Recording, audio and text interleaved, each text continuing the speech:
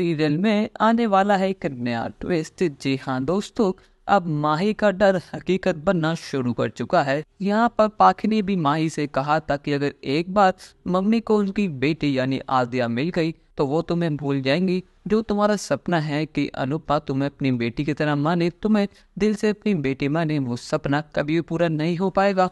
और यहाँ पर ये बात अब माही को सच होती हुई नजर आ रही है, क्योंकि अनुपमा का सारा ध्यान सिर्फ और सिर्फ अपनी बेटी के ऊपर रहता है। वो हर वक्त उसके पीछे पड़ी रहती है कि उसने खाया या फिर नहीं खाया। वो माही को मानो भूल ही चुकी है। अब यहाँ पर माही को घर में पूरा अकेला फील होता है, क्योंकि अनुपमा के अलावा कोई भी घर वाला माही से प्यार करता ही नहीं है। और यहाँ पर अनुपमा का झुकाव भी राही के ऊपर ज्यादा है, क्योंकि 15 साल के बाद उसको अपनी बेटी वापस मिली है।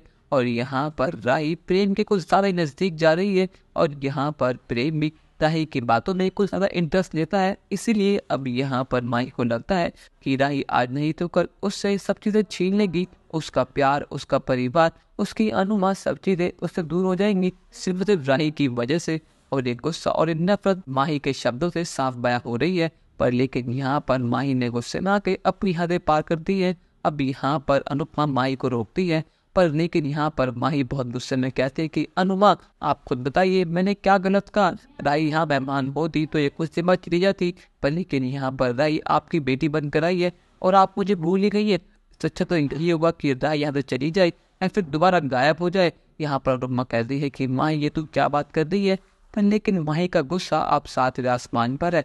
अब यहाँ पर माही कहती है इससे अच्छा तो यही होगा कि माही आपको मिलती ही ना, या फिर माही मर जाए। और यहाँ पर सुनने के बाद अनुपमा माही के ऊपर हाथ उठा देती है और कहती है कि माही ये तू क्या कह रही है, तू होश में तो है ना, तुझे पता भी नहीं है कि तूने क्या बोल दिया। पर लेकिन आईने से तूने मेरी बेटी के बारे में ऐसी बात कही तो मुझसे बुरा और कोई नहीं होगा। अब यहाँ पर माही का शक यकीन बदल चुका है कि अनुपमा उससे प्यार करती ही नहीं है।